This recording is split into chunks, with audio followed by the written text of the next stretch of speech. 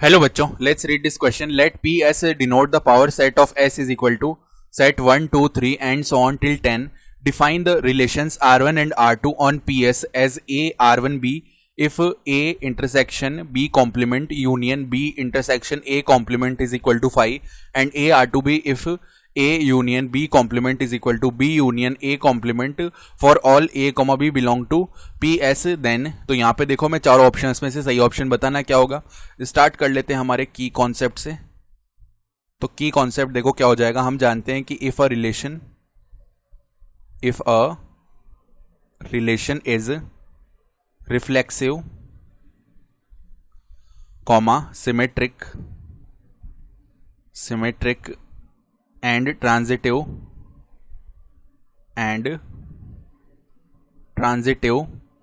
then it is said to be n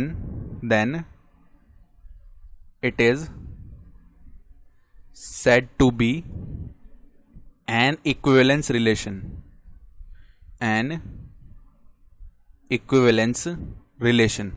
तो options में हम देख पा रहे इक्विवेलेंस रिलेशन की बात करी गई है. तो हम चेक करते हैं कि ये रिलेशंस R1 और R2 इक्विवेलेंस है या नहीं है. ठीक है, तो पहले तो R1 के लिए किस तरीके से डिफाइन किया गया है कि A R1 B इस तरीके से है कि A इंटरसेक्शन B का कॉम्प्लीमेंट, इसका यूनियन ले रहे हैं हम किसके साथ, B इंटरसेक्शन A का कॉम्प्लीमेंट, और ये किसके इक्वल आ रहा है, एम्प्टी सेट यानी फाई के इक्वल आ रहा है. अब देखो A इंटरसेक्शन B कॉम्प्लीमेंट ये एक सेट हुआ, B इंटरसेक्शन A का कॉम्प्लीमेंट ये एक सेट हुआ. तो एक सेट और ये दूसरा सेट, इन दोनों का यूनियन जब हम ले रहे हैं तो एम्प्टी सेट आ रहा है. तो दो सेट्स का जब यूनियन लेते हैं तो एम्प्टी सेट कब आता है. मान लो ये दोनों सेट्स जो हैं ये फाई होंगे तभी इनका जो यूनियन है ना वो फाई आएगा. मान लो इनमें से एक सेट फाई हुआ और दूसरा सेट कोई अदर सेट हो गया, मान लो P हो गया, तो अब उनका यूनियन लेंगे तब तो फाई नहीं आएगा, तब तो P आएगा. ठीक है, तो इन दोनों का यूनियन फाई लाने के लिए दोनों के दोनों सेट ही एम्प्टी सेट यानी कि फाई होने जरूरी है. तो इंप्लाइज क्या होता है कि A इंटरसेक्शन B का कॉम्प्लीमेंट ये भी फाई होना चाहिए और B इंटरसेक्शन A का कॉम्प्लीमेंट ये भी फाई होना चाहिए. यहां पे एंड आएगा बीच में. ठीक है, दोनों चीजें होनी चाहिए. अब देखो A इंटरसेक्शन B का कॉम्प्लीमेंट, तो पहले तो अगर हम B का कॉम्प्लीमेंट लिखना चाहें तो वो समझ लेते हैं. देखो मान लो ये A और B है, ये A है और ये B है. B का कॉम्प्लीमेंट यानी कि यूनिवर्सल सेट का वो पार्ट जो कि B में नहीं है, तो B को छोड़ दो, बाकी पूरा का पूरा जो पार्ट है ना वो हाईलाइट हो जाएगा. ठीक है, तो ये पूरा आ गया, केवल B को छोड़ दिया. अब इसका इंटरसेक्शन लेंगे A के साथ, तो A के साथ जब इसका इंटरसेक्शन लेंगे ना तो केवल ओनली A वाला पार्ट आ जाएगा. तो ओनली A वाला पार्ट बना के देख लेते हैं हम. देखो जैसे कि ये अगर यूनिवर्सल सेट है, इसमें A है, इसमें B है, इस तरीके से, तो ओनली A वाला पार्ट कौन सा हो जाएगा, ये वाला पार्ट. ठीक है, तो इसको हम दूसरे तरीके से भी लिख सकते हैं, A माइनस B भी तो लिख सकते हैं, इसे A माइनस B भी लिख सकते हैं, यानी A का वो पार्ट जो कि B में नहीं है. ठीक है, तो हम क्या बोल सकते हैं, A minus B is equal to phi आ गया. एंड इसी तरीके से यहां पे इसको हम लिख सकते हैं B माइनस A, ये भी फाई आ गया. अब जब दोनों के दोनों सेट ही फाई हैं तो हम क्या बोल सकते हैं इधर से कि A माइनस B भी फाई आ रहा है और B माइनस A भी फाई आ रहा है. तो इधर से B माइनस A बनाते हैं, ओनली B वाला पार्ट आ जाएगा ना इसमें, ये B है ये A है, तो ये भी क्या आ रहा है, फाई आ रहा है. तो A माइनस बी और B माइनस A दोनों अगर फाई आ रहे हैं, दोनों एम्प्टी सेट आ रहे हैं, तो ओनली केस क्या होगा, जब दोनों के दोनों एक दूसरे पे ओवरलैप्ड हो, यानी A भी यही हो और B भी यही हो. थोड़ा डार्क बना लेते हैं. ठीक है, तो A और B अगर दोनों एक दूसरे के ऊपर ओवरलैप हो तो अब A माइनस बी निकालेंगे, यानी A का वो पार्ट जो कि B में नहीं है, तो A तो पूरा ही B में है, यानी कि ये पार्ट क्या आ जाएगा, फाई आ जाएगा. ठीक है, तो A is equal to B होना चाहिए इधर से, और इधर से भी हमें यही मिलेगा कि B is equal to A होगा, तभी जाके ये फाई मिलने वाला है. तो वेन डायग्राम से हमने इसे समझ लिया कि ओनली केस जब A माइनस बी और B माइनस A दोनों फाई हैं वो A is equal to B होगा. तो अब देखो सबसे पहले हम टेस्ट कर लेते हैं रिफ्लेक्सिव के लिए. रिफ्लेक्सिव टेस्ट करने के लिए हम A का रिलेशन लेते हैं A के साथ ही.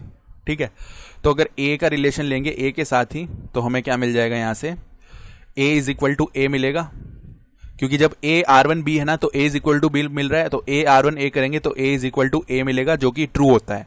तो ये रिफ्लेक्सिव तो हो गया. अब उसके बाद में सिमेट्रिक की बात कर लेते हैं.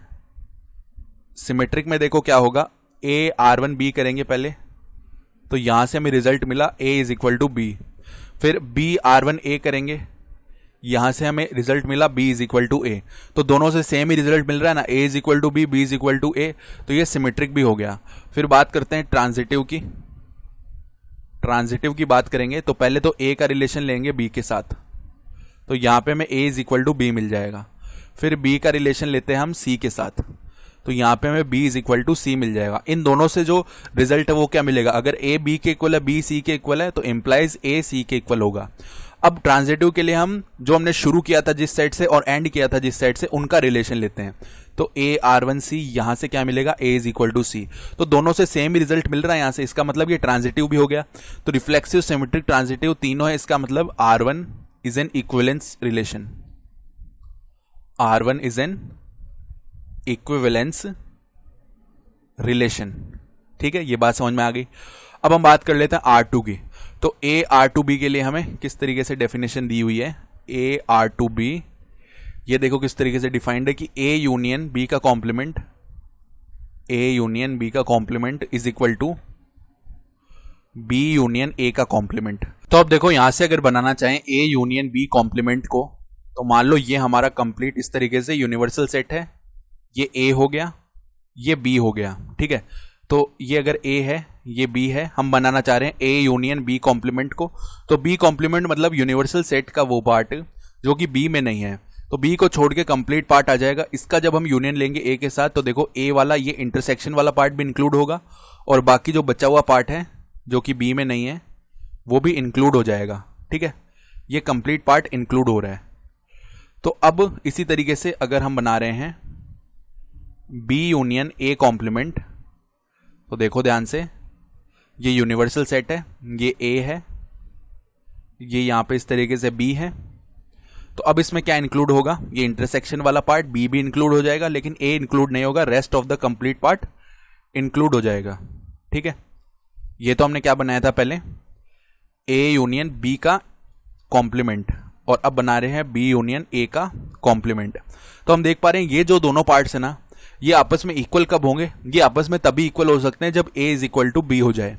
तो A is equal to B होंगे तो ये एक दूसरे के ऊपर ही ओवरलैप हो जाएंगे।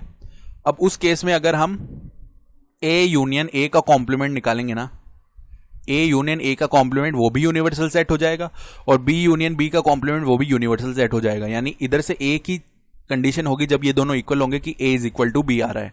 तो जब A is equal to B आएगा तो सेम R1 की तरह यहां पर R2 भी क्या होगा, so as in R1, R2 will also be equivalence relation. R2 will also be equivalence relation, क्योंकि वहां से भी हमें देखो यही तो मिला था जब हमने R1 सॉल्व कर रहे थे, तो यही मिला था। देखो A is equal to B, वहां से हमने इसको इक्विवेलेंस रिलेशन बता दिया था। तो सेम ऐसे ही R1 की तरह R2 भी एक इक्विवेलेंस रिलेशन होगा, तो ऑप्शन A सही हो जाएगा। I hope you understood this explanation. Best of luck.